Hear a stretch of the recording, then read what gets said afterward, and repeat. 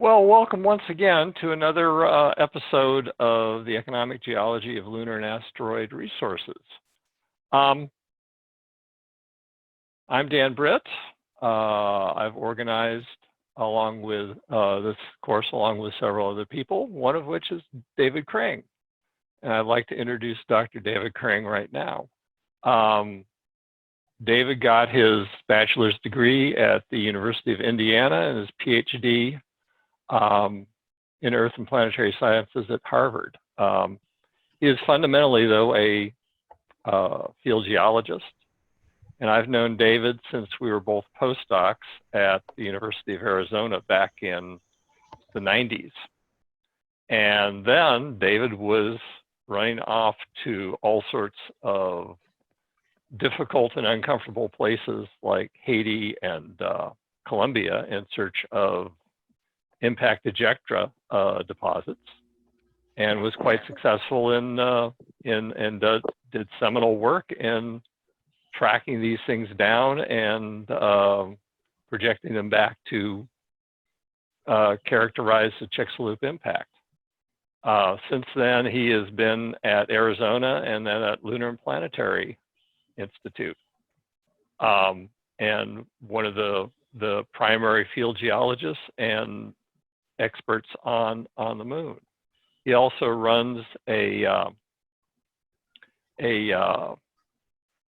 Survey Institute, the Center for Lunar Science and Exploration, which is co-sponsoring this class.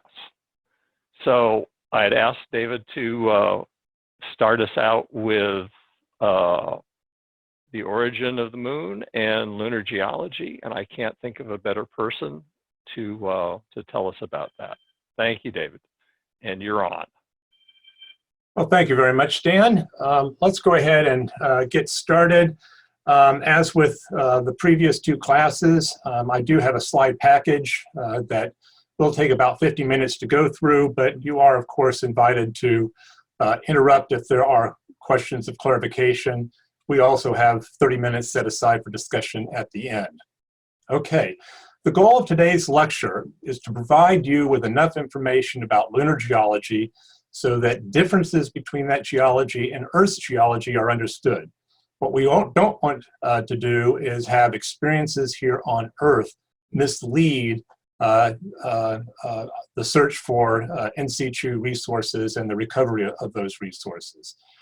It's important to understand that lunar geological processes produce a different sequence of rock types or lithologies than on Earth, and with a unique distribution. And those differences in turn affect the types of potential ISRU reservoirs that exist on the moon.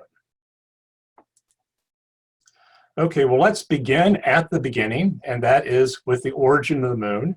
Historically, and by historically, I mean well over 100 years of thought have been given to this issue. Historical models include a fission hypothesis, a co-accretion hypothesis, a capture hypothesis, a disintegrative capture hypothesis, and most recently, the giant impact hypothesis. In each of these, there were some physical and chemical parameters that needed to be addressed, such as the mass of the moon, the angular momentum of the Earth-Moon system, the volatile depletion of the moon, and iron depletion on the moon, a similarity in oxygen isotope compositions between the Earth and the moon, and the subsequent presence and evolution of a magma ocean on the moon. The notion of a giant impact hypothesis emerged in the mid-1970s, and in the mid-1980s, it gained traction when computers had sufficient capability for models of this impact event to be built. Now, currently exist several different versions of the giant impact model. I'm going to begin with the canonical model, that is the original model, and the one against all others are compared. In this case, an impactor about half the diameter of the Earth, or twice the diameter of the moon, hit the proto-Earth at an angle of about 45 degrees. That impact event generated a tremendous amount of debris that went into orbit around the Earth. The core of the impacting body actually merged with the core of the proto-Earth, forming the large core that we see today in the Earth, and stripping simultaneously most of the core material from the Moon. Today, compositional differences between the Moon and the Earth, or lack thereof amongst the silicate portions of each body, are among the criteria being used to test the giant impact hypothesis. Now, as I said a moment ago, there are variations of this. Again, this has been made possible by enhanced computer capabilities that have allowed the dynamic modelers to explore a broader range of parameter space. And about 5 years ago, a series of 3 papers came out with alternative versions. In one case, Robin Knupp suggested the impacting body may have been similar in size to the proto-Earth, although it hit then at a lower velocity. Cook and Stewart, in contrast, favored a smaller impactor hitting at a much higher velocity and potentially at a head-on orientation as opposed to a glancing blow. And Rufer et al. Suggested, again, a high impact velocity with a slightly oblique view. At this present time, I don't think that this is settled science. I don't know that we can put our finger on the model that works best, but this is an active area of investigation and really lends itself to collecting suitable samples on the Moon to better determine the compositional similarities and differences between the Earth and the Moon. Okay, now, the topic of the course is, of course, ISRU, and so I want to insert here that the giant impact event produced a Moon with a bulk composition similar to a volatile depleted version of the Earth's mantle, rather than that of a chondritic asteroid. The giant impact also produced a very hot Moon, which was then surrounded by a magma ocean that mineralogically and chemically stratified the Moon. And I'll say more about that in a few slides. Because the Moon lacks plate tectonics, that chemical stratification persists today. Okay, so let's look at the time scale of this, which was very, very quick. And for the purposes of this discussion, let's put time 0 at the moment when the solar system formed and the first solids condensed. Based on radiometric studies of Earth material, it appears the Earth accreted roughly 30 million years after time 0 and potentially as early as 10 million years after time 0. The Moon forming impact, the giant impact that we were speaking about a moment ago, may have occurred 50 to 55 million years after time 0, or in any case, a few tens of million years after the proto-Earth originally accreted. After the giant impact event occurred, it's useful to understand that the Moon was very close to the Earth, which I try to illustrate in this diagram. If you look towards the lower left of this diagram, you see a brilliantly orange molten Earth and adjacent to it a molten Moon. So the Moon was only about 3.8 Earth radii from the Earth. It would have been an immense object in the Earth's sky if there was anything on the surface of the Earth to see it. And over the last 4.5 billion years, the Moon has gradually moved away from the Earth. In that middle panel, you can see the Moon at a distance of about 21 Earth radii, approximately 3.9 billion years ago.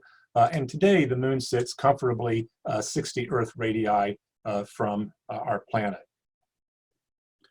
The Moon, I should add, continues to move away from the Earth at a rate of about 3.8 centimeters per year.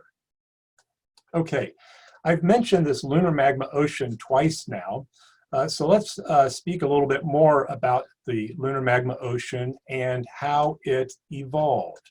This is a 4-panel sequence illustrating that evolution that was assembled by Jennifer Rapp.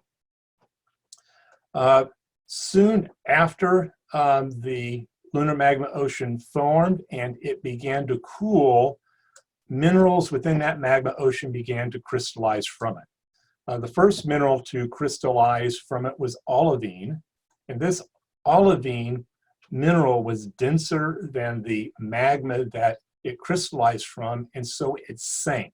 And so it sank down to cover the surface of the iron nickel core of the moon. As the magma ocean continued to cool, pyroxene began to crystallize and also sank from the magma ocean, and collectively the olivine and pyroxene form the lunar mantle as it exists today. At that point, plagioclase began to crystallize from the magma ocean, and plagioclase, in contrast to olivine and pyroxene, was less dense than the magma ocean, and so it floated much like an iceberg in the oceans. So it rose to the surface of the magma ocean, creating the original crust of the moon. And this mineral plagioclase is very white, it's very bright, and it in fact is the very bright white highlands that you see on the moon today when you look at it from your own backyard. Towards the end of this cooling and crystallization and solidification process, there was one last gasp of fluid, and that fluid is rich in elements that were not compatible in the original minerals, and so it formed an creep layer between the mantle and the crust. And I'll say something more about the creep layer in just a moment. Before I move from this slide, I do want to point out that this concept of a magma ocean emerged from the Apollo 11 soil samples. You can see a picture of some of the soil samples, and one of those bright white particles that are indicated with an arrow is one of those plagioclase or anorthositic particles from the lunar highlands. And from that single set of samples, this entire model, which seems very robust and is the best model we have today, emerged. Okay, so to put a little time scale on the lunar magma ocean crystallization and solidification, based again on isotope analyses of Apollo samples, it appears the anorthositic crust began to form about 61 million years after lunar formation, or approximately 105 million years after time zero, and crystallization was complete nearly 40 million years later. So all of this was occurring fairly early in the evolution of the moon.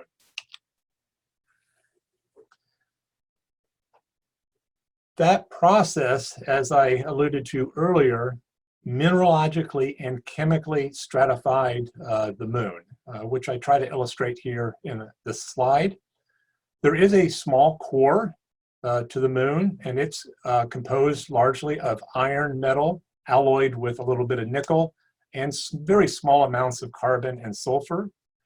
Above that is the olivine and pyroxene rich mantle, which concentrates the elements magnesium, silicon, iron, and oxygen.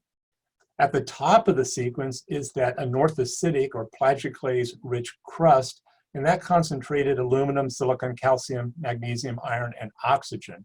And between the crust and the mantle is again that creep horizon, which I will explain in another slide. One thing I want to point out here, again with an eye towards ISRU, is that the mantle also contains titanium. It's a minor element constituent.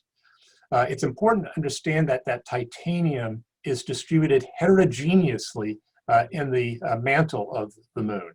And therefore, when melts are extracted from the mantle and erupted onto the lunar surface, they can have different distributions or different abundances of titanium, which is going to affect when and where you can recover titanium at the lunar surface. Okay, so for those of you who need numbers, I've put together a little table here, and I'm not going to dwell on this. I just want to point out in the second column that the core has a lot of iron and nickel. The cumulates, which represent the mantle of the moon, contain a lot of magnesium, iron, highlighted in gold, and the crust of the moon is enriched in aluminum and calcium, as again highlighted in the gold font. Dave, quick comment. The screen is cutting off the slides a bit. So you might have it on wide format, but the wide format is not showing up on the Zoom very well. I'm not sure how you can fix that. And maybe Ricky has a suggestion. Yes, I would have to defer to Ricky. Okay. Just be aware, and we'll see what we can do about that.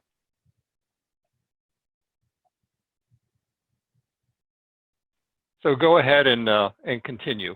Okay, continuing.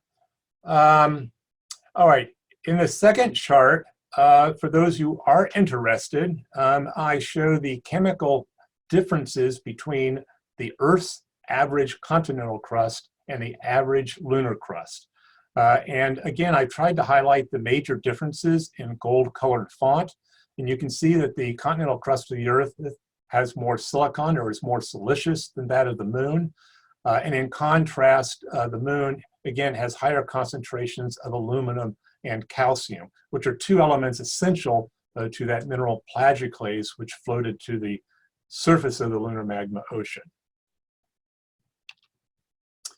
Okay, now to get back to this mysterious creep that I've spoken about a number of times. The prefix I should first explain, is Old German and means proto or primitive.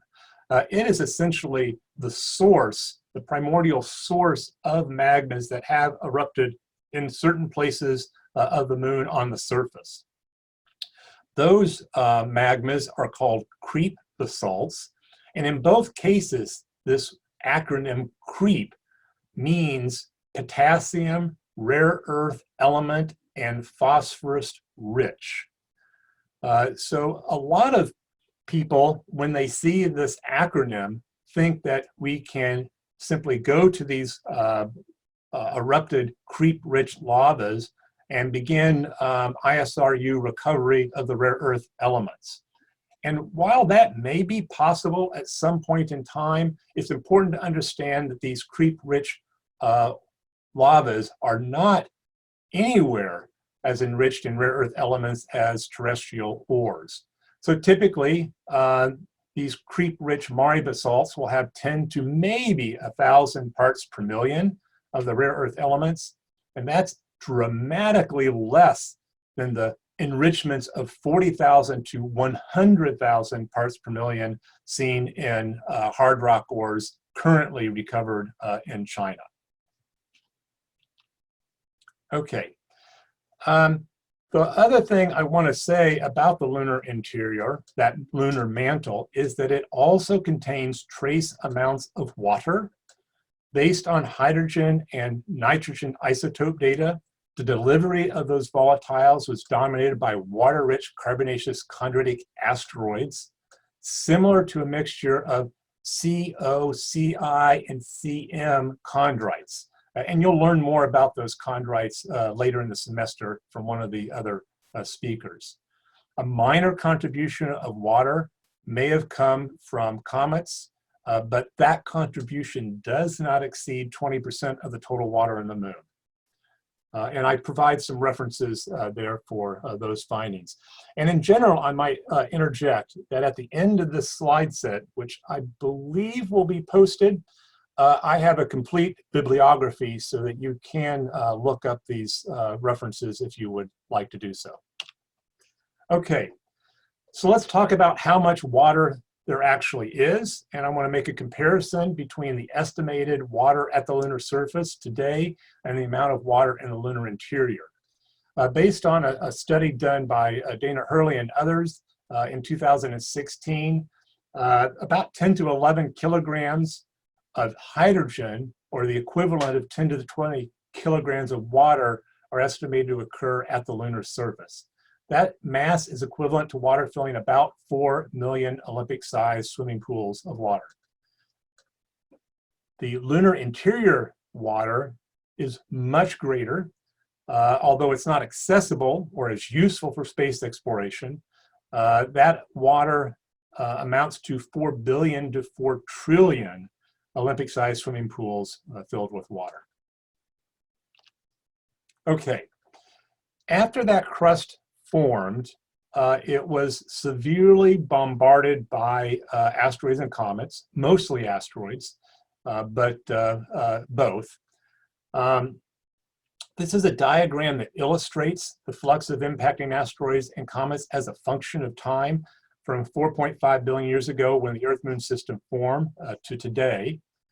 I was just going to point out a few time markers on that graphic. First, to again repeat, within 100 million years, we had the nebular processes, the accretion of the proto-Earth and the impactor that hit it. We had planetary thermal metamorphism and differentiation of some of the smaller bodies that existed elsewhere in the solar system, and the formation of crust, at least on the moon. Following that, the Earth-Moon system, as well as other terrestrial planets, suffered an intense bombardment. This is sometimes termed the lunar cataclysm because it was first discerned from analyses of the Apollo collection. It's also known as the late heavy bombardment. The tempo of that bombardment is still debated. It's unsettled science, if you will. And so I try to represent the uncertainty attached to that with a series of curves, 4 curves in this particular diagram. So let's again step back for a moment and compare then the origin of the moon as compared to the more familiar Earth.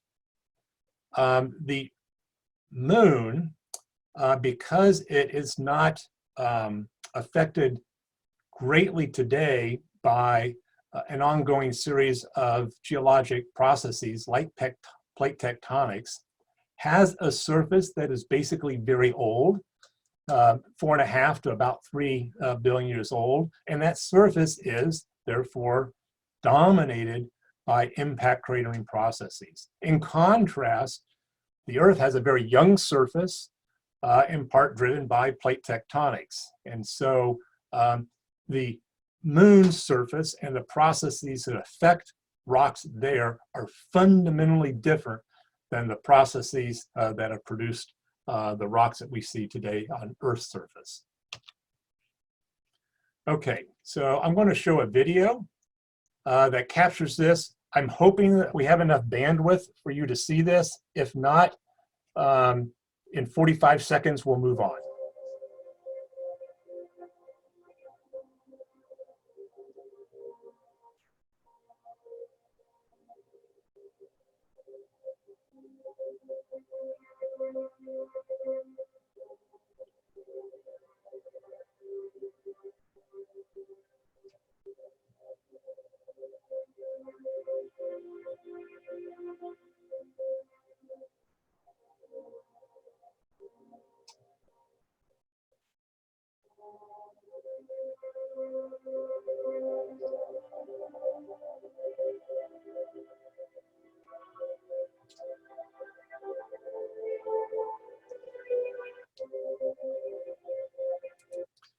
Okay, so that's the early history of the moon.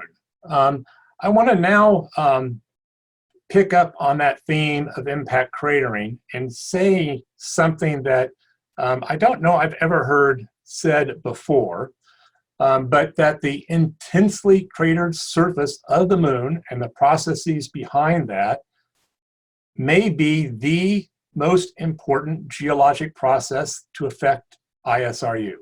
Okay, so in this slide, I have listed 6 ways in which impact cratering has affected ISRU. Here are 2 more. And again, the punchline being that impact cratering, I will argue, is the single most important geologic process affecting ISRU prospects. And so having said that, I want to present to you my thinking through a series of slides to illustrate each of those 8 bullets. Okay, so number 1, I argue that the topography produced by impact craters in the polar regions produces the permanently shattered regions, or PSRs, where volatiles can be trapped. Okay, here's a picture of the lunar South Pole. I think everybody can see that it is a heavily impact You don't crater. want to hear this, do you? This is FSI's regular Monday briefing on space resources. No, I have a call at 10. Okay, I hear somebody has a hot mic, so I'm going to just keep talking and go on. Okay, so as you can see from this, this view of the South Pole of the Moon, it is in fact a heavily impact crater terrain, and those craters are in fact responsible for the PSRs that we hopefully will find volatiles in. So let's illustrate why that is. I'm going to just pick on one of the craters. It's the one at the South Pole, Shackleton crater. You can see in the top illustration there a cross-section of that crater. It's about 21 kilometers in diameter and a little over 4 kilometers deep. I want to point out that that's over 3 times deeper than the Grand Canyon on Earth. It is an immense structure. In the lower diagram is an illustration of where the sun is seen at the South Pole.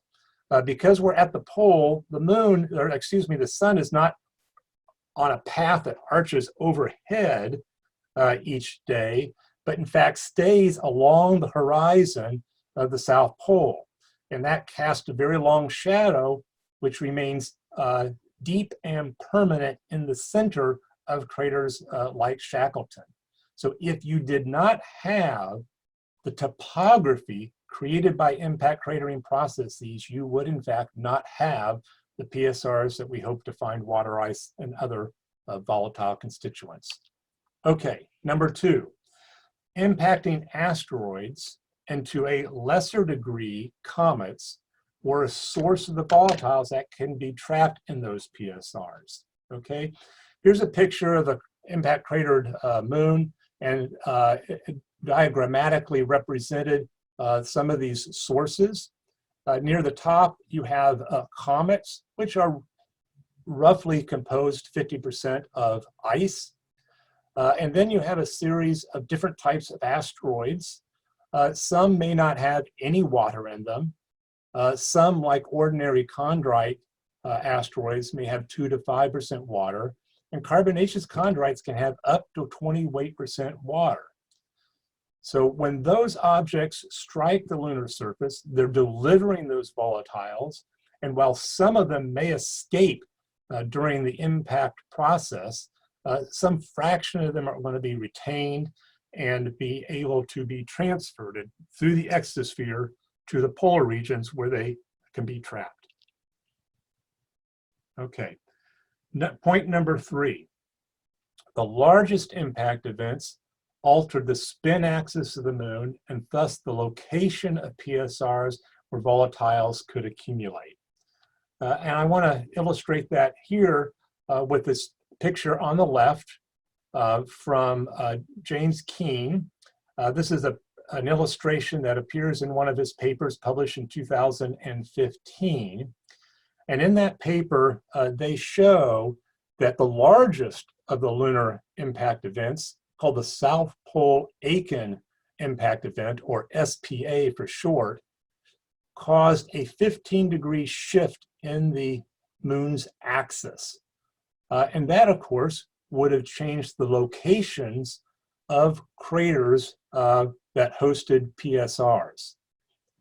Similarly, magmatism may have also caused that type of shift, and that's illustrated on the right side of the diagram, where magmatism that deposited a lot of dense lavas on the near side of the moon may have also caused an 8-degree shift of the polar axis, again, relocating the PSRs where volatiles were produced. Now, that procalarum magmatism may in fact not be a wholly indigenous process, but may have in fact been triggered by the South Pole Aiken impact event on the far side.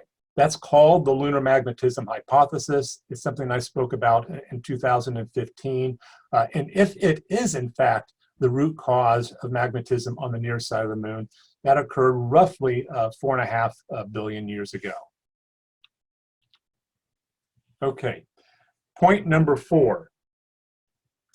The largest impact basins thin the crust, allowing large volumes of magma to reach the surface and vent volatiles, providing another source indirectly of volatiles that could be trapped in PSRs. Okay, so in the upper left is a cross section of the moon. You can see the core, the mantle, and the crust sketched out there in white. It's again composed largely of the plagioclase mineral anorthite, and so it's called a northacitic crust. The near side is on the far left, and the far side is on the far right of that diagram. And you can see that on the far side, the crust may be up to 90 kilometers thick, but on the near side, which is the side of the moon that we see from Earth, the crustal thickness may be only 40 or 50 kilometers thick. And that is in fact where magmas sourced in the mantle are able to punch through the crust to emerge and flow across the lunar surface. So the Mare basalts that are at the surface are concentrated on the near side, not the far side. They are concentrated where impact cratering, basin formation events thinned the crust. Here's another way of looking at that thin crust.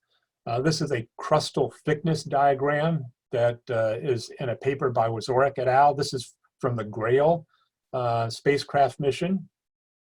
And this is a diagram that illustrates just the near side of the moon. And you can see several basins are highlighted there: Orientale, Imbrium, Serenitatis, Nectaris, and Chrysium. And beneath that diagram is a scale bar for crustal thickness. And you can see that the floors of these large impact basins have very, very thin crust.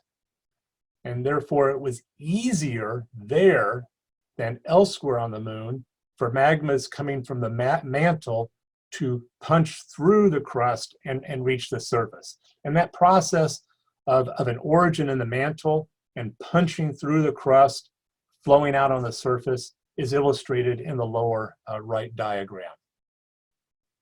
So again, where we see lunar mares at the surface is the same place where impact cratering processes have thinned the crust. Here's another way of illustrating that. This is a picture from the LRO camera, the wide angle camera. This is a mosaic, and you can see quite clearly the dark surfaces produced by those flood basalts that emerged and fill right up to the rim the Imbrium, Serenitatis, and Chrysium impact basins. So these big bowl-shaped craters essentially formed bowls in which were flooded these Mare basalts. Okay. When those lavas erupted, they carried with them some of the volatiles, such as water, from the lunar mantle to the surface. During the most intense periods of volcanism, the production rate of volatiles exceeded the escape rate to space. So at those times, a transient atmosphere may have formed around the moon, and a portion of those volatiles may have been trapped in polar PSRs, or permanently shadowed regions. A volcanic source for volatiles in the polar regions is consistent with the detection of H2S in Cabeus crater ices that was probed by the L-Cross experiment a few years ago. Okay, point number 5.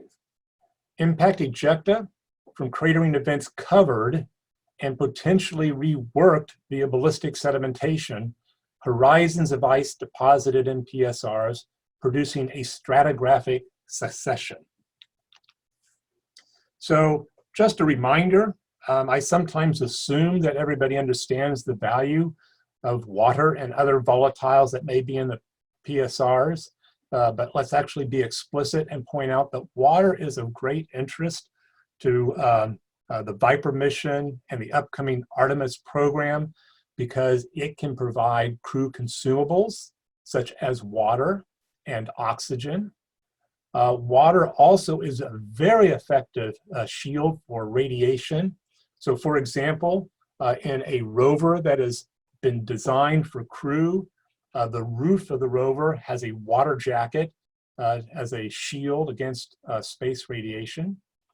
And water can also be used as a rocket propellant, that is the fuel LH2 and the oxidizer LOX or LOX.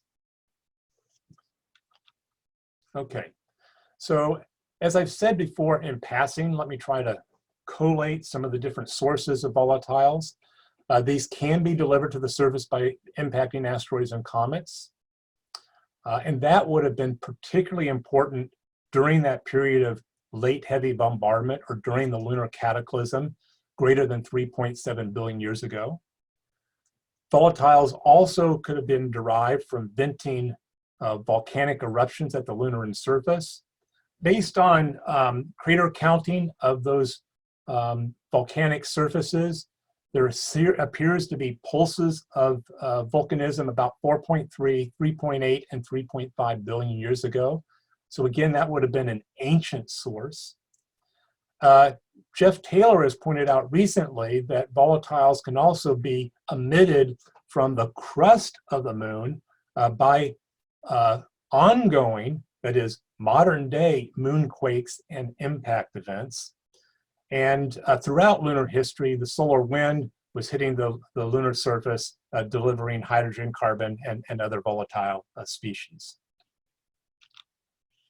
So for those of you who are trying to picture what the volatile deposits may look like in the crust of the moon or in the near surface environment, here's a diagram that illustrates some of the possibilities.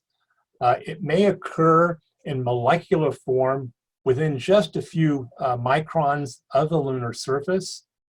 It can occur as essentially ponds or skating rinks, if you will, in the floors of craters. And because the surface of the moon is constantly being reworked by impact cratering processes, there could be surviving intervals or semi-stratigraphic horizons of ice at deeper levels, as pictured here.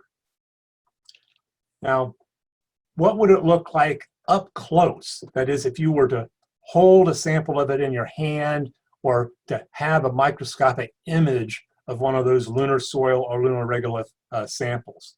Well, to answer that question, I show you here a picture of a lunar regolith breccia that was collected by the Apollo 16 astronauts.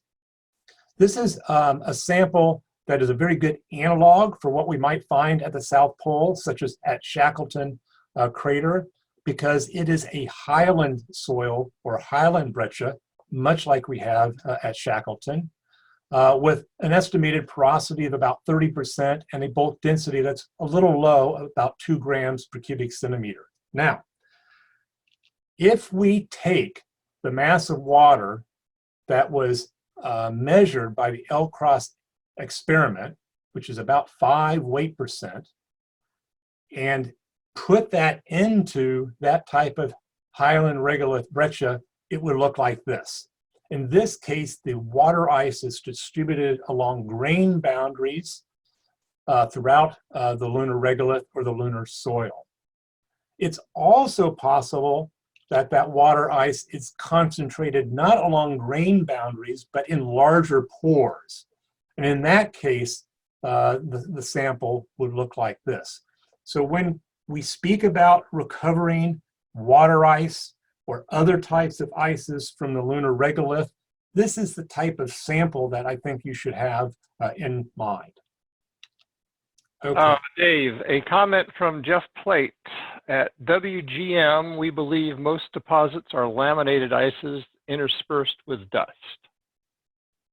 Okay, which illustrates, I think, our ignorance of what these deposits may or may not be like. We base our notion of what these deposits look like based on our understanding of geological processes and the transport and deposition of these volatiles.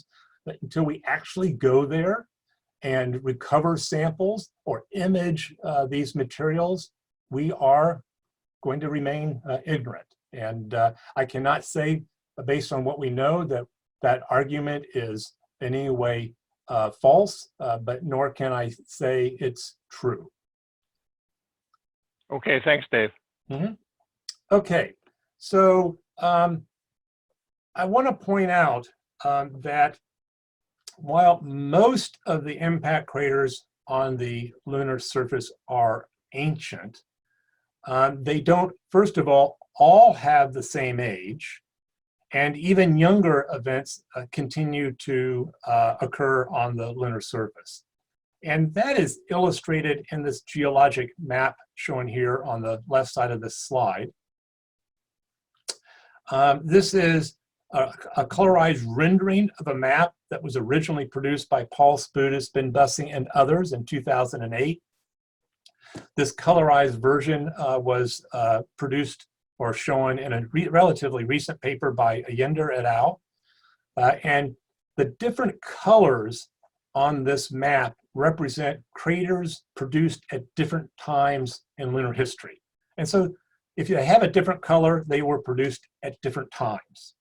Okay, so you can see that there is a collection of impact craters in the south polar terrain with very different ages.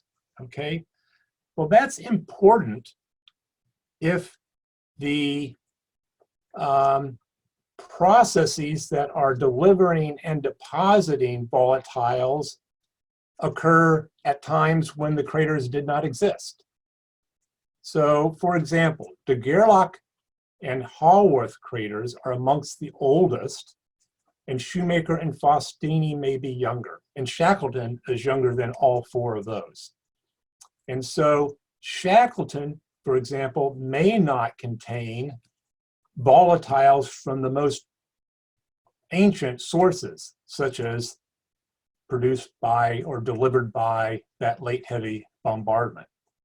To illustrate that, I show a notional or hypothetical stratigraphy of ice deposition in those three large craters, Haworth, Shoemaker, and Faustini.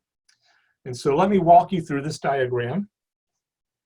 The elevation relative to a lunar datum is plotted along the y-axis, and distance is plotted along the x-axis. Both are in kilometers, but you can see that there's they're not scaled the same, so there is what we call vertical exaggeration in this diagram. But it's necessary to show you the relevant points. The topography that you see associated with those craters is measured topography. It's derived from the LOLA instrument on the Lunar Reconnaissance Orbiter spacecraft. We infer beneath the observed floors that there is a breccia lens and a blanket of debris that has been deposited there after each of those three craters was produced. Okay, so you might ask, well, why do I think that there is a breccia lens there? And we think that there is a breccia lens there based on our studies of terrestrial craters. So if you go to Meteor Crater in northern Arizona, there's a wonderful breccia lens that has been sampled both by drilling and by the sinking of large scale shafts. If we go to the Reese Crater in Germany, which is another classic Apollo training site, we also see that there is a breccia that covers the floor of the crater. Haworth, Shoemaker, and Faustini, in that sense, are similar in form to the Reese Crater. Well, and I should say, to emphasize the point, after Haworth was formed, the top of the breccia lens was the floor of the crater. All the material that you see above the breccia lens has been deposited after Haworth formed. Okay, now above the Haworth crater, you will see there is a large stack of text, and that text represents the types of processes that contributed material to the floor of Haworth. First of all, after Haworth formed, it's possible that ice accumulated there due to volatiles deposited by impacting asteroids and comets, in addition to solar wind, which was always operational as a process. After a little amount of time, the Shoemaker impact event occurred, which would have been right next door. Shoemaker would have excavated debris to form the Shoemaker crater, and some of that debris would have landed within Haworth crater, forming a blanket of sediment. Then there was another opportunity for water ice to be deposited on the top of that surface, again by bombardment with a smaller contribution from the solar wind. Then at about 4.1 billion years ago, the Faustini impact crater was produced. That also would have produced impact ejecta. It's a smaller crater and it's farther away from Haworth and Shoemaker. So the amount of debris that it deposited in Haworth was probably smaller or thinner. But once it was deposited, again, ice could be deposited from the impacting asteroids and comets that were still occurring during this period of late heavy bombardment. Then we had the Amundsen impact event. This is a very large central peak crater in the South Polar region. It's far enough away that you can't see it in this diagram, but it is close enough to have deposited some of its impact ejecta in the floor of Haworth. After that material was deposited, ice again could have begun to accumulate on the floor of Haworth crater. The ice in this case would have been contributed by the impacting asteroids and comets, as well as some of the volcanic sources that were beginning to erupt at this time. We have a small peak of volcanic activity at about 3.8 billion years ago. Then again, we had another impact event in the vicinity of these craters, or Haworth crater, and that's the Nobile crater at about 3.8 billion years ago. Following that deposition of debris, we had another instance of ice deposition, or potentially another period or episode of ice deposition. Then we had the Cabeus impact event about 3.5 billion years ago. After that unit was deposited, we would have had ice notionally deposited from the volcanic venting that was very intense at 3.5 billion years ago. So you can see this iterative process of impact ejecta delivery and ice deposition produces a stratigraphy. And that stratigraphy would be slightly different in each crater because each crater forms at a different time and may be at a different distance from other impact craters that are contributing debris blanketing the lunar surface in the vicinity of the South Pole. So you can see that in each of the Haworth, Shoemaker, and Faustini craters, there is this sequence of ejecta and notionally or potentially ice horizons, but that sequence is in detail going to be different. Now, this is a very simplified diagram. It doesn't account for other processes such as ballistic sedimentation. That is when the impact ejecta from distant craters lands at rather high velocity and reworks the subsurface, including some of that icy material. That could cause diffusion upward of older ice into the ejecta horizon. Nor does this account for some of the kinetic processes that may occur once ice is deposited and it tries to diffuse both upward and downward into these ejecta horizons and regoliths. But notionally, we may have a layered terrain, if you will, of ejecta and ices at the pole. Okay, I know I'm running out of time, and so let me quickly go through the last 3 points. Large impact events produce catchments for flood basalts, that is mare, that contain ilmenite that can be chemically modified to produce oxygen. Since we've been speaking about the South Pole, I might point out that the closest Mare basalt to the South Pole is in the floor of the Schrodinger Basin, about 450 kilometers from the South Pole. And I'm going to skip past this because of time. Here is a map that Witten and Head recently published that shows the distribution of Maria, that is the flood basalts that we see today, and cryptomaria. These are traces of flood basalts that are still visible today. Collectively, about 18% of the lunar surface has been covered by these basalts. And I'm not going to say too much more about these because one of your other speakers in the semester is going to spend the entire lecture on these materials. But of course, from an ISRU perspective, these are important because they did deliver titanium to the lunar surface in the form of the mineral ilmenite. And for those of you who don't know, this ilmenite is important because by one of two reduction processes, you can produce water from the ilmenite. I put this slide in here just so that you have it if you want to go back into the slide package after the talk to look at these equations in detail. I'm not going to go through them in detail for you at the moment.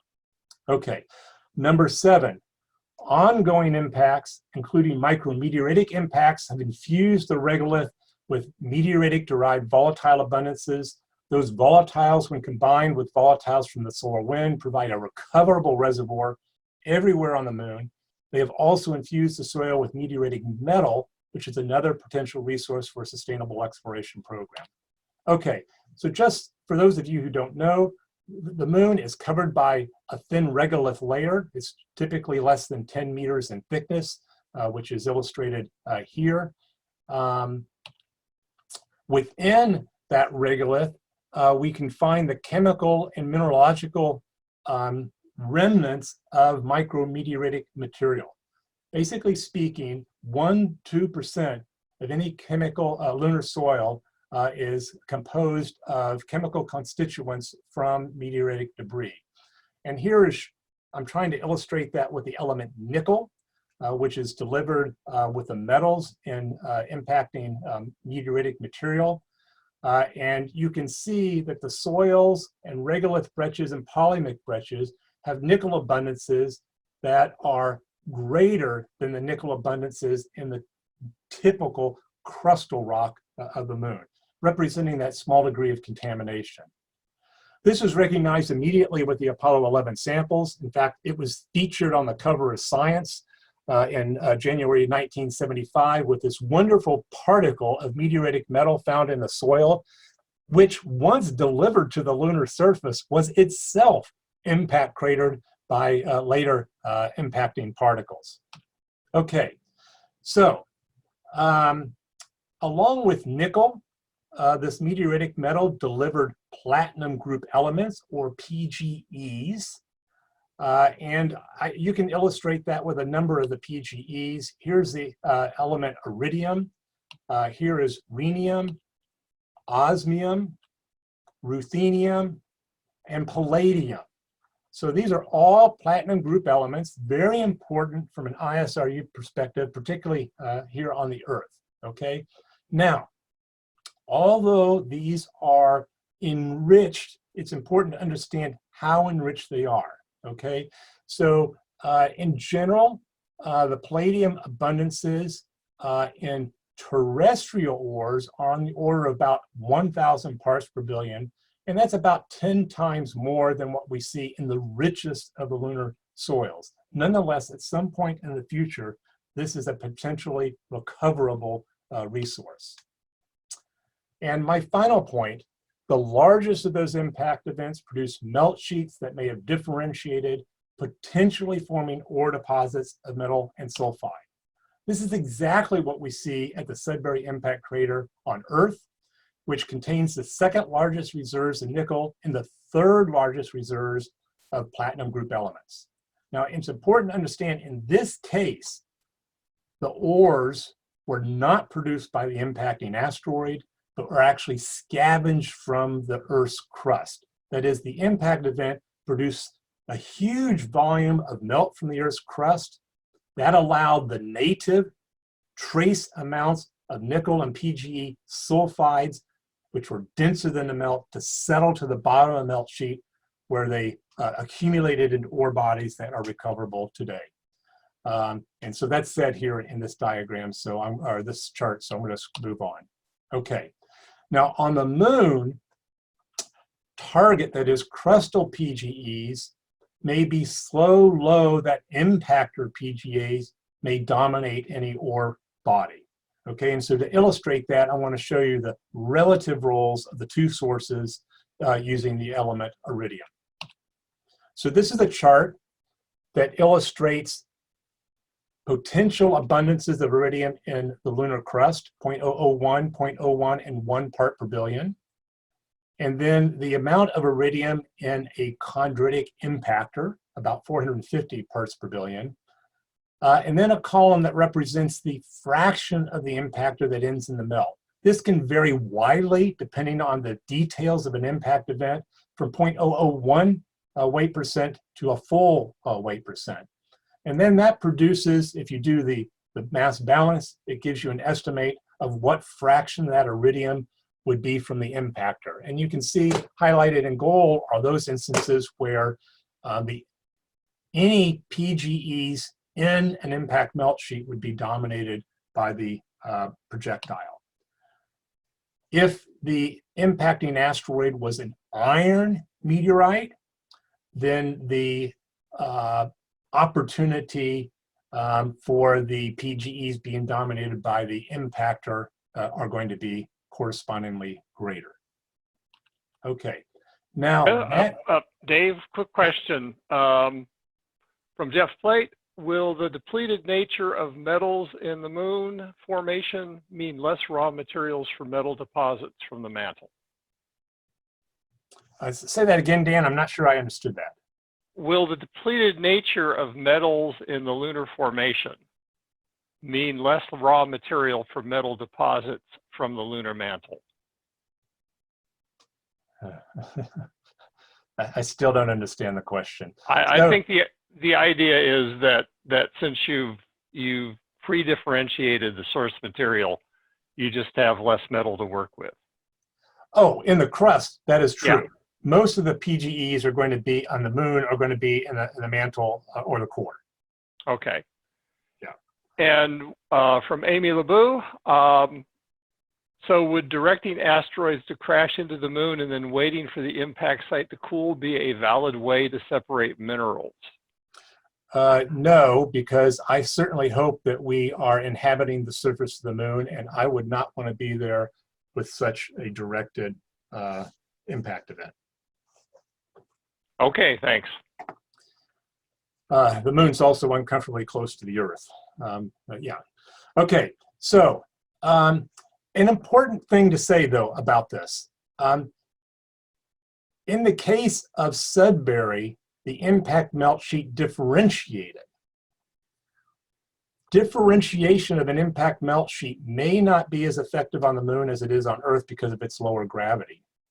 Nor has any evidence of differentiation been found yet on the moon. In fact, it's one of the big questions that we want to resolve once we go back to the moon. Okay. Now, there is a theoretical study by Sintala and Grieve that suggests differentiation may occur if the melt sheets are greater than 1 kilometer in thickness. And there are about 50 basins where that's the case. But if differentiation occurred, the denser sulfides and metals with those PGEs would be at the bottom of the melt sheet, not at the surface. And so the only way really to easily recover them is if a younger impact event excavated down to those ore bodies and threw bits and pieces of them up to the lunar surface. So far, nobody has detected that type of lithology at the surface of the moon. Okay, I have one more slide and the final words. Be prepared to be surprised. We have 3 hints that we don't really know everything there is to know about ISRU on the moon. And here are those 3 hints. Chip Shearer has described sulfide mobility and deposition in shallow lunar crustal environments. Alan Treman and colleagues have described impact-induced remobilization of volatiles that led to precipitation of apatite, a volatile-containing mineral. And Katie Joy and her colleagues described magnetite that may have been produced by reactions involving water, steam, or liquid, or a CO2-rich gas, potentially via vapor transport triggered by a magmatic degassing, or alternatively by an impacting asteroid or comet. So these are hints that there are complexities on the moon that we just don't really understand or appreciate. So we should be prepared to be surprised by new discoveries by a lunar surface exploration program. Okay, so Dan, let's open the floor to questions. You can see the chat box, I cannot, so please, why don't you read out any questions that are coming in. I will do. Please type your questions in the chat box, and I will have a few questions of my own. But one comment from Peter Garrison about your answer on not impacting the moon to see about developing melt sheet differentiation is that, of course, is not a technical answer, but a preference answer. And it's one of these good bad things, which I'm not that great on either. While people are typing, go ahead. Let me stipulate, offer a preferential solution. If you are impacting the lunar surface with an asteroid, you are sequentially diluting the very material that you want to recover.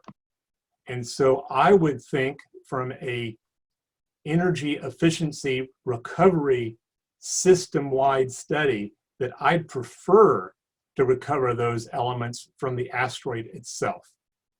Yeah, that's a good point. A quick question.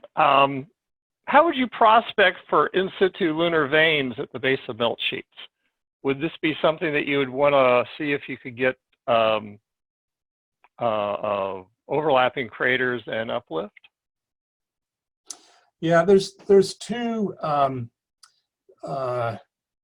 Okay, so first of all, let me make the general statement that we are still very ignorant about basin size impact events. On the Earth, we have three basins. That's Sudbury, Frida 4, and Chicxulub. Frida 4 is the oldest. It's in South Africa, and it's heavily eroded. Sudbury, which is a little younger, is also heavily eroded and deformed by mountain-forming orogenic processes.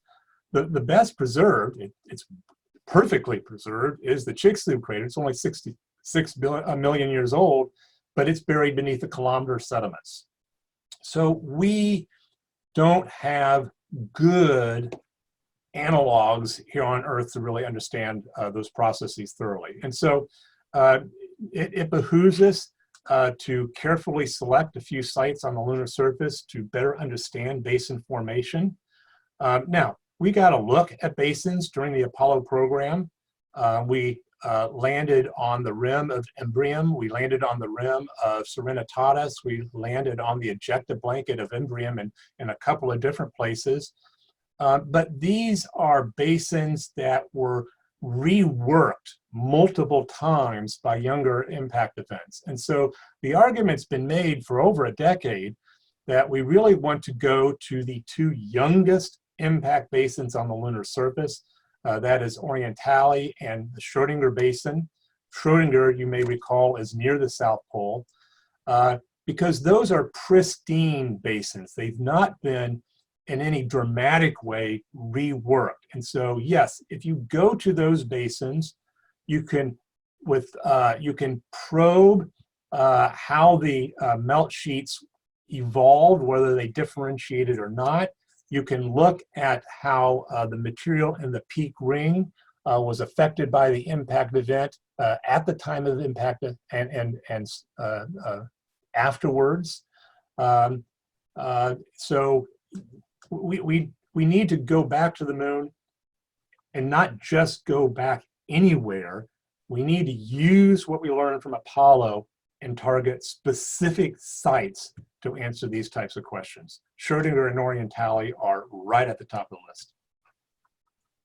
Okay, Jeff also says probably via secondary impacts to excavate to lower levels of stratigraphy to allow you to access the potential deposits. That's right. And so there are about 5 different landing site and traverse studies published for Schrodinger, which probe smaller, younger craters to use them in turn as probes of that subsurface melt sheets. And the same thing has been done in 2 published studies for Orientali. Okay, Peter Garrison, you essentially asked this first question: what instruments at what resolution might let you identify such deposits? Oh, well, I'm an advocate of human exploration, or at a minimum sample return. And so I'm more interested and think it more important to focus on mobility and the ability to recover and return to Earth samples than on a large in situ campaign. The fastest way to get answers that are definitive is to get samples back to Earth where we can throw at them all of our best analytical tools. Okay, from Peter again, with this ice stratification, what would we learn from ice coring samples? Which crater would you prioritize for such coring, and how deep does the core need to go?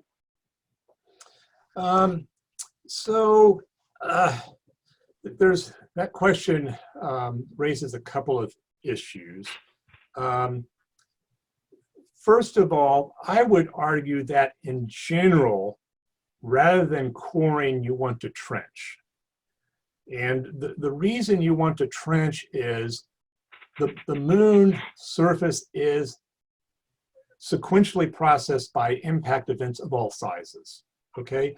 And so laterally, you can have very different stratigraphy. That is, the stratigraphy becomes discontinuous. And really the only way to assess that is to put in a trench where you have some hint of lateral variation or not. A core just gives you a single snapshot. And in a core, you might take another core 5 meters away and get a completely different result. And so one has to be a little bit cautious of single point core results. Okay, now to get to the issue of where, I think that there is no single best place. There is a number of questions that we want to address, and to address them broadly, we need not single point investigations, but either a variety of point locations or ideally a mobility survey. And so our team has published, again, a few papers where we've argued, for example, that you could land on the floor of Amundsen. Amundsen has a relatively broad flat floor, so it's relatively safe landing site. You can land in sun where you get solar power for power of your vehicle. And it has then a PSR, and you can drive into that PSR and out as needed to keep your vehicle alive. And because there is a sunlit portion and a PSR portion, there's a thermal gradient. And so by actually surveying the subsurface or surface for volatiles, you can actually get a measure of the transport and depositional processes. If you understand the basics of those processes, you're going to be in a very much better position to make predictions of reserves elsewhere on the moon. We've also pointed out recently, this is at the League meeting last fall, that because of these thermal gradients, the nature or composition of ices is not everywhere the same, okay? And so let's talk about Cabeus as an example. We have the L-Cross experiment, which hit Cabeus. It hit the coldest, deepest part of the PSR in Cabeus, and not only liberated water, but liberated CO2, H2S, SO2, and a variety of other materials. Towards the outer edges of Cabeus, where temperatures are warmer, some of those ices may not actually have been deposited. And so one might have more concentrated or purer forms of water ice. And again, to really understand that or test those notional ideas, one wants to have a campaign that is mobile, where you can drive into a PSR into colder temperatures, deeper shadowed regions, and see what the differences are along that type of traverse. And again, once we've done that in 2 or 3 locations, we will have suitable tests for the models that are produced here on Earth, and that then can allow us to tweak those models and make better predictions for broader scale, geographically larger reserves. Okay, Peter asks, how would you date the strata? To determine the age of the strata, it depends on what scale you are speaking of. If you are speaking of material relatively close to the surface, essentially soils or regolith breccias made from those soils, what you want to use is argon that is deposited by the solar wind.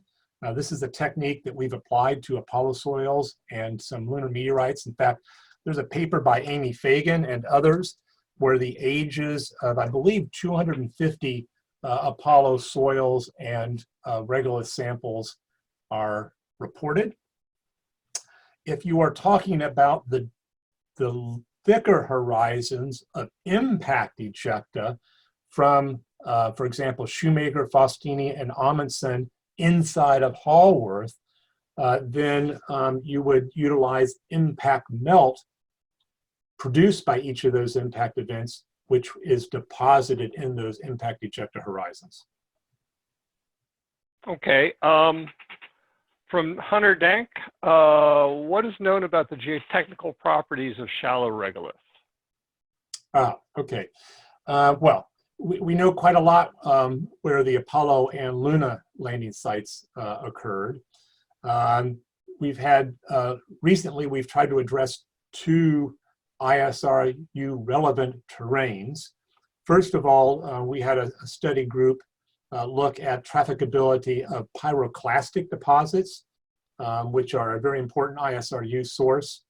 And that result was published in the Journal of Geophysical Research last year. The first author is Valentin Bickel from Germany and Switzerland. That study reports that the trafficability of pyroclastic deposits is actually fairly similar to what we saw at Apollo. It is true, and I should say that the method used in that study is one of boulder tracks. So one looks at the track depth and track morphology as a function of the boulder size, and one can deduce the bearing capacity of that regolith. It has the limitation of the image resolution used to study the boulder tracks, and so the uppermost few centimeters of the regolith really cannot be addressed by this technique. But that paper goes on to explain that if wheels of a suitable diameter, and I believe it's on the order of 50 centimeters, are utilized, the trafficability of those pyroclastic deposits should be no worse than that at Apollo. In a paper that just went into press last week, actually, and again, I believe it's JGR Planets, a paper led by Hannah Sargent, investigated using the same technique, permanently shadowed regions, and found again that the trafficability of those regions is not significantly different than that seen at the Apollo sites. And I use that word significantly. You should read that paper to discern how similar and how subtly dissimilar that type of terrain is. Okay.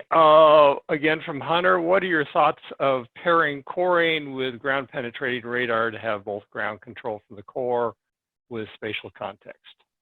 I've argued at several meetings, League, European Lunar Symposium, the Survey Exploration Science Forum, that every rover that we deploy to the lunar surface, and ideally every crew rover, should have two instruments on board, and that is a ground penetrating radar and a neutron spectrometer.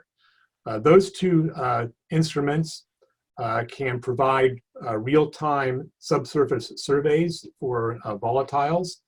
And because of the unique properties of the moon, at least compared to the Earth, as has been demonstrated by the Chinese rovers, they can actually penetrate to depths of many tens of kilometers with radar. And in fact, we published a paper where we suggest that type of, in fact, I think 2 papers where we've suggested those types of subsurface surveys can be done in Amundsen. So for example, in the International Space Exploration Coordination Group's design reference mission for the moon, there are 5 landing sites. The first is at Mellipert, the second is at Shackleton, the third is in Schrödinger Basin, the fourth is in Antony Crater, and the fifth is in the center of the South Polacan Basin. We've pointed out, and in this scenario, 2 crew rovers are delivered to the surface first, then crew land, conduct the mission in those rovers, and come home. The rovers are then telerobotically driven to the next landing site. Crew land again, conduct their mission, return home, and the rovers are again telerobotically driven to the next landing site. We've pointed out that on a 1-year cadence for the human missions, there is more than enough time to drive the rovers from point A to point B, from one landing site to the other landing site. Therefore, that time could be used to conduct these types of subsurface surveys telerobotically with that crew rover. And specifically, we've pointed out where and how that could be done in the vicinity of Shackleton and the South Pole, and we've shown where and how that can be done between the South Pole and the Schrödinger Basin. From Peter again, have you seen any data from the Chinese GPR rover? Any surprises?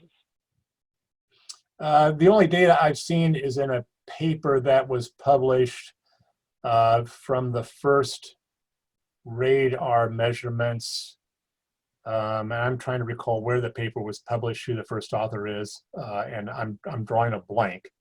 But no, surprises, no, but it clearly demonstrates the utility of radar. It showed a signal, an interpretable signal, which is important, from significant depths, tens of meters beneath the surface. Are there any special challenges with trenching such cold materials in the permanently shadowed regions? Is it harder to trench than glacier ice on Earth?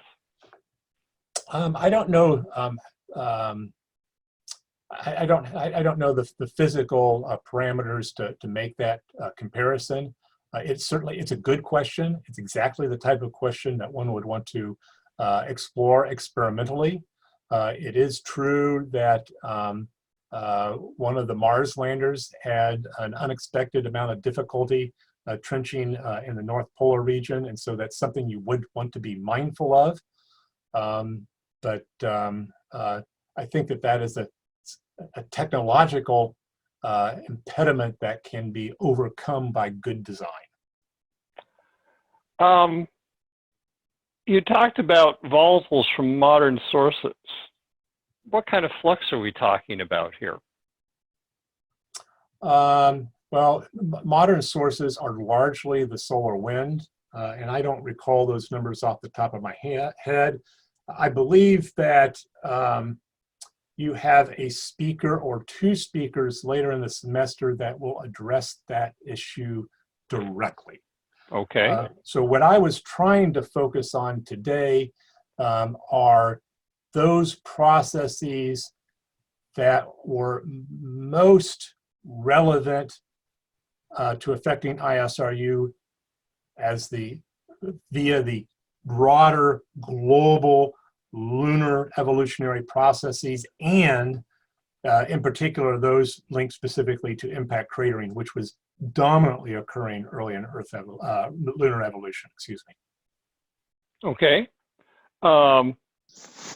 In your ice strata slide, how much effect would you get from gardening during this whole process? Because of course, during the era when you have a lot of volatiles available to input, you're also having a higher impact flux of small impactors, gardening, that same stuff.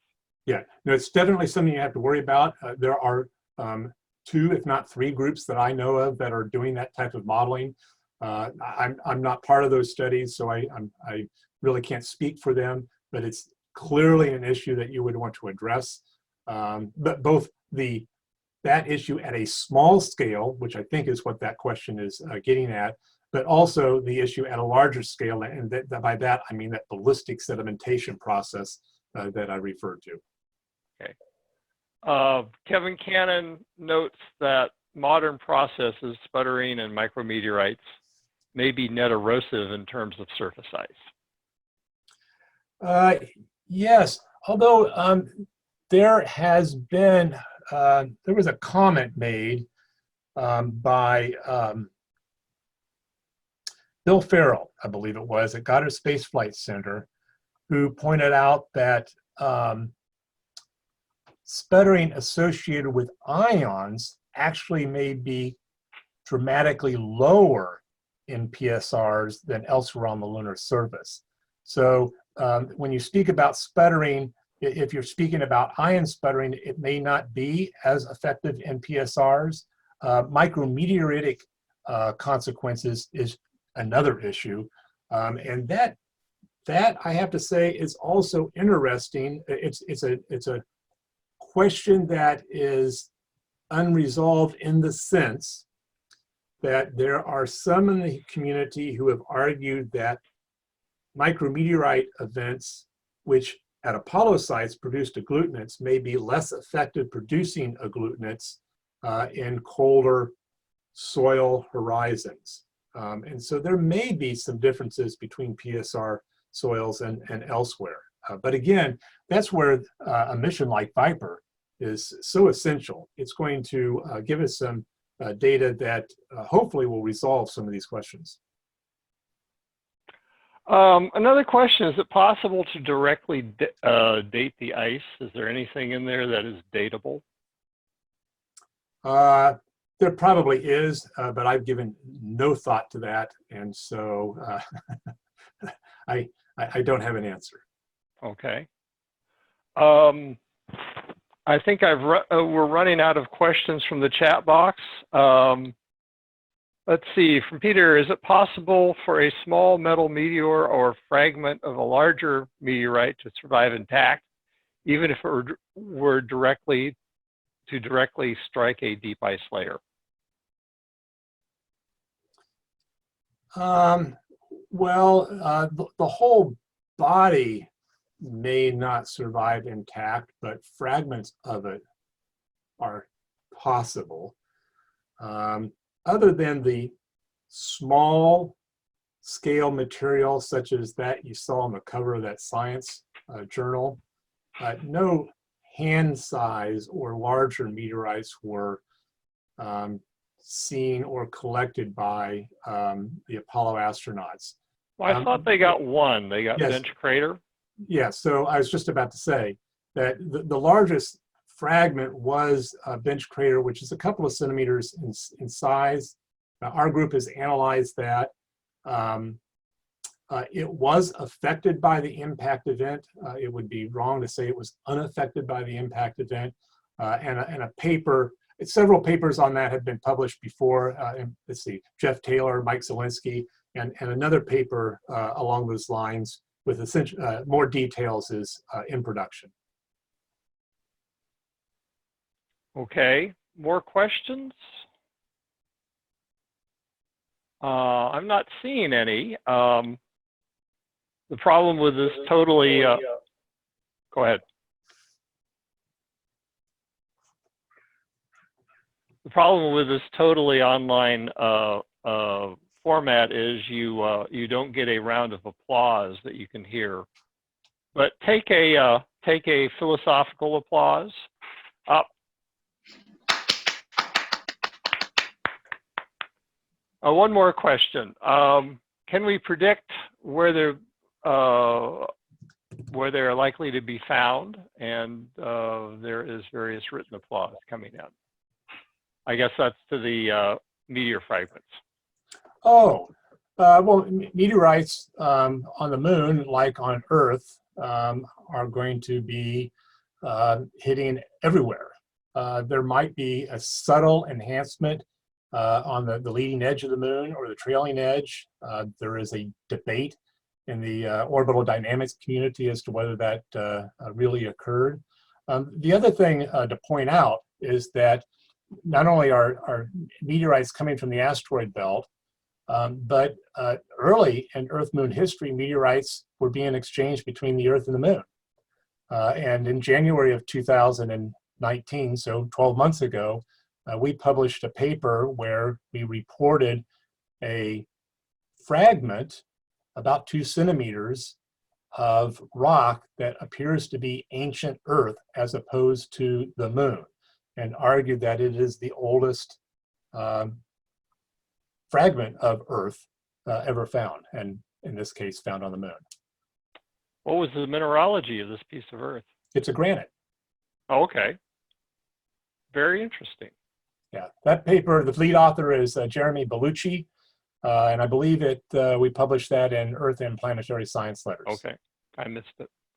One more question. If we see a larger crater and we know its ejecta pattern, is there a particular area where larger fragments are most likely to be found? I'm assuming that refers to the meteorites. Correct. No, we don't have a good model for the impact fragmentation of impacting material. I should say that based on our terrestrial experience, meteoritic material is more likely to be found with small impact craters, such as a meteor crater, 1 kilometer in size, as opposed to large craters. So if you were looking for meteoritic fragments, I would be looking at the smaller craters. And this would be because of the high energy nature of the impacts tend to vaporize the impactor. That is correct, yeah. A large fraction of the impactor is destroyed. And let's take the case of Chicxulub. In the case of Chicxulub, which is 180 kilometer diameter basin, most of that material was vaporized and rose out of the crater in a vapor-rich plume, and that encircled the globe, and that produced the iridium anomaly. That iridium anomaly that was used to detect the impact event and link it to a mass extinction comes from the vaporized projectile. So not a lot of the material in a large asteroid survives, and what does survive can be globally distributed. Okay. Well, thanks very much, Dave. This was, as everybody in the chat box is saying, this was a fascinating talk and a great addition to this seminar. So I appreciate you being willing to help us out and to help organize the seminar. Thank you very much. My pleasure. Bye. And thank you all for joining us. Thank you. Thank you, David.